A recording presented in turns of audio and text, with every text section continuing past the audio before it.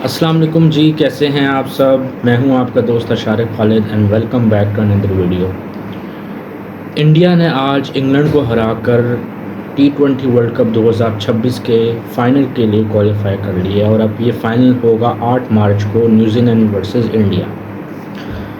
आज का मैच बहुत ही क्लोज़ मैच रहा है, कांटेदार मुकाबला हुआ। इंग्लैंड ने भी बहुत ज़बरदस्त फाइट दी है इंडिया को और एक वक्त पे लग रहा था कि इंग्लैंड जो है बड़ी ही आसानी से ये टारगेट चेज़ कर लेगा।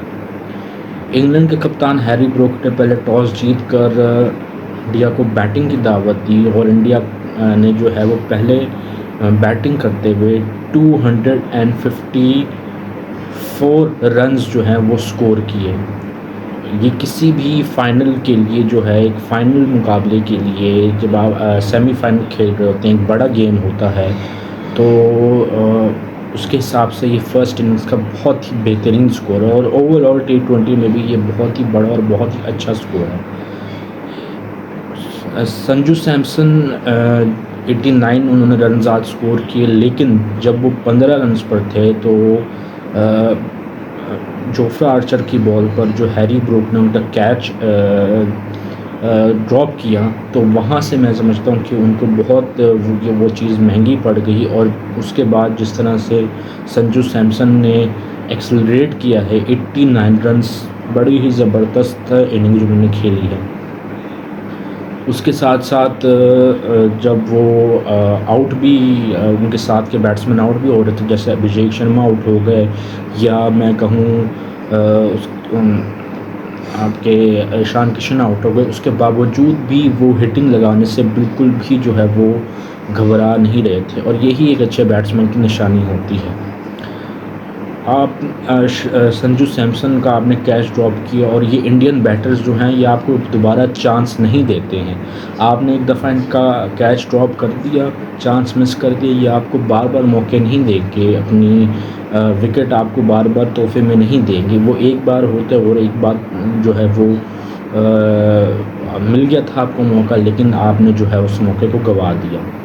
मैं समझता हूँ अगर इंग्लैंड जो है वो 15 रन्स पर कैच कर लेता संजू सैमसन का, तो मेरा नहीं ख्याल इतना ज़्यादा जो है वो स्कोर उनको टारगेट मिलता और हो सकता है वो चेज़ भी कर लेते ये टारगेट।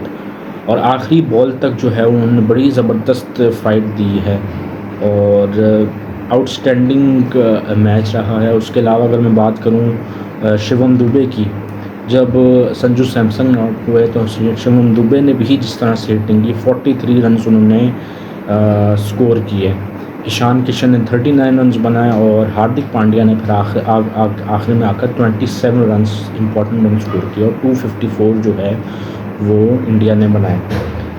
जब इंग्लैंड की बैटिंग स्टार्ट हुई थी तो फिल सॉल्ट बहुत जल्दी जो है वो आउट हो गए 5 रन्स बनाकर। जॉस बटलर जो है वो एक अच्छे रिदम में नज़र आ रहे थे हमें, उन्होंने 25 रन बनाए 17 बॉलों पर, लेकिन उससे पहले आउट होने से पहले वो ऐसा लग रहा था कि यार आज जॉस बटलर का दिन है, क्योंकि वो जिस तरह से खेल रहे थे और जिस तरह से वो इनिंग्स को बिल्डअप कर रहे थे, तो उससे देख के लग रहा था कि आज जो है उनका दिन है। लेकिन जब वरुण चक्रवर्ती को जो है जैकब बैतल ने 3 छक्के बैक टू बैक 3 छक्के लगाया, उसके बाद सिंगल लिया और फिर उसके बाद वरुण चक्रवर्ती ने जो है कमबैक किया अगेंस्ट जॉस बटलर, कमबैक किया।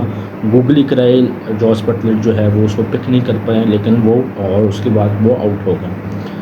उसके बाद जो है टॉम बेंटन है, वो भी कुछ ख़ास कर नहीं सके, उन्होंने भी कोशिश की, उन्होंने भी 2-4 हिटें लगाई, लेकिन उसके अलावा वो भी कुछ नहीं कर पाए। उसके बाद एक बहुत अच्छी पार्टनरशिप लगी जैकब बैथल की और विल जैक्स की। विल जैक्स ने 35 रन्स बनाए और एक अच्छी पार्टनरशिप लगी और ये पार्टनरशिप एक मैच विनिंग पार्टनरशिप की तरफ जा रही थी।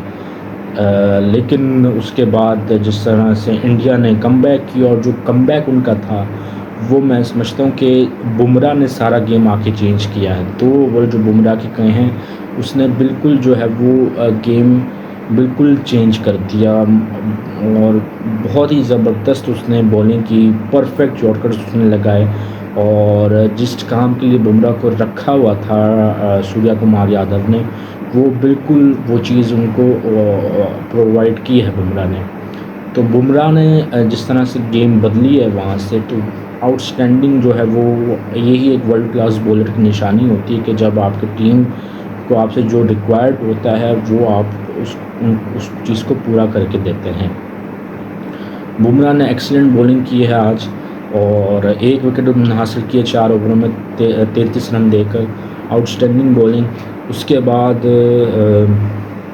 मैं बात करूँ स्पेशली जैकब बैथल की, तो जैकब बैथल जो हैं वो 105 रन उन्होंने स्कोर किए और उन्होंने आखिरी जो है आखिर तक फाइट की है, लेकिन वो अनफॉर्चुनेटली जो है वो रन आउट हो गए। उन्होंने बहुत कोशिश की कि मैं किसी तरह जो है इंग्लैंड को जो है वो ओवर द लाइन जो है वो पहुंचा दूं, लेकिन अनफॉर्चुनेटली जो है वो नहीं कर पाए और वो उसी तरह जो है वो आउट हो गए। लास्ट ओवर में शिवम दुबे के ओवर में जो है वो आउट हो गए। हार्दिक पांड्या ने थ्रो की और संजू सैमसन ने उनको रन आउट कर दिया। तो जो वो कर सकते थे उन्होंने किया। उसके अलावा जो है उनके साथ थोड़ा विल जैक्स ने दिया।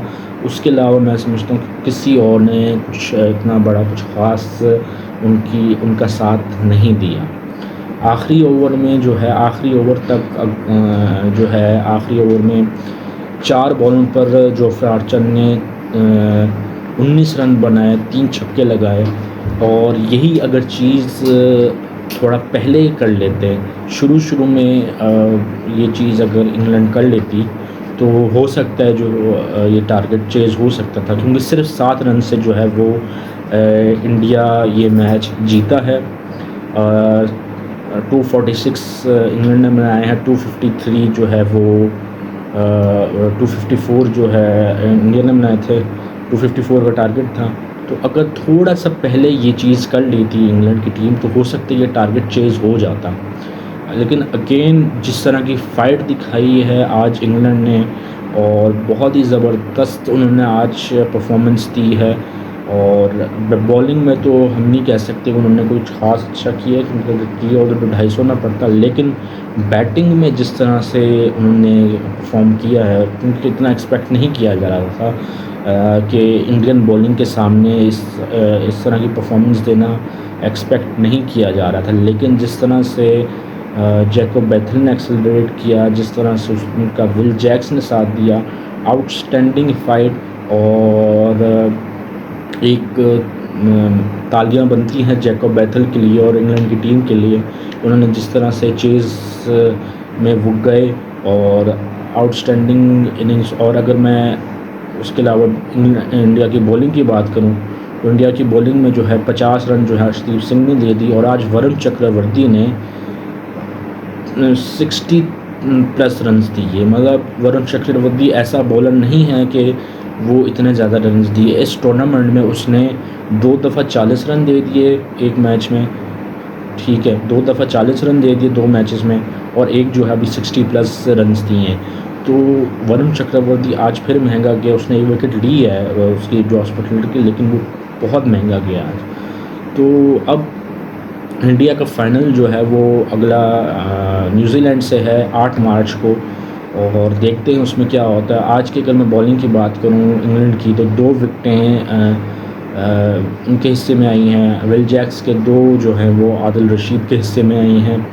और अगर मैं इंडिया की बात करूं तो इंडिया की 1 विकेट जो है वो बुमराह के हिस्से में आई है और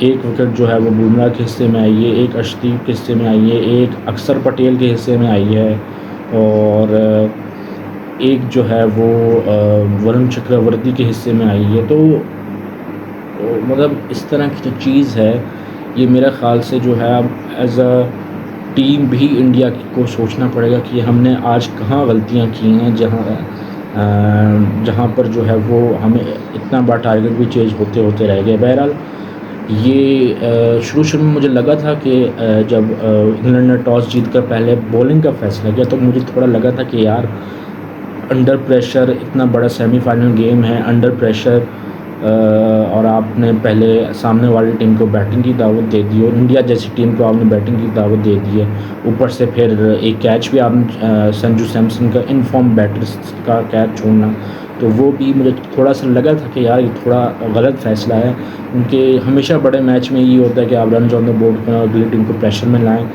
तो लेकिन जिस तरह से इंग्लैंड चेज़ में गई है, सिर्फ 7 रन से जो है वो शॉर्ट रह गए। तो पिच देख के मुझे अंदाज़ा हो गया था कि यार इधर पहले बैटिंग करना या पहले बैटिंग करें या पहले बॉलिंग करें, उससे कोई फ़र्क नहीं पड़ता। आपको अपना जो प्लान है उसको सही तरह से आपको अपने प्लान्स को एग्जीक्यूट करना होता है, वरना आप ऐसी जो पिच है, ऐसी फ्लैट पिच पे पहले बैटिंग करें या बॉलिंग करें तो इससे कोई फ़र्क नहीं पड़ता।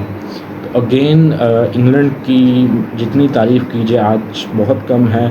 और अब इंडिया का जो मैच है न्यूजीलैंड के साथ है 8 मार्च को, फाइनल T20 वर्ल्ड कप का।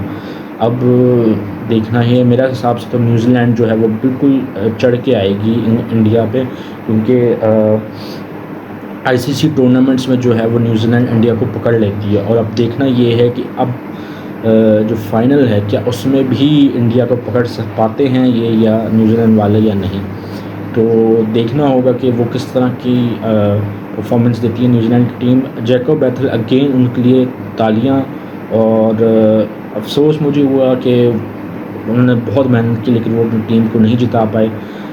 बहरहाल होता है, ये क्रिकेट में गेम है, होता रहता है। तो जैकब बैथल एक अच्छा टैलेंट है, बड़ी अच्छी उसने परफॉर्मेंस दी है इस T20 वर्ल्ड कप में।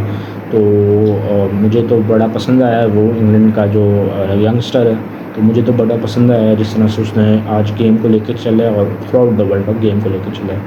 तो best of luck for the future to Jacob Bethell. और इसी के साथ साथ आज की वीडियो में बस इतना ही। इंशाल्लाह मिलते हैं आपसे नेक्स्ट वीडियो में, तब तक के लिए अल्लाह हाफ़िज़।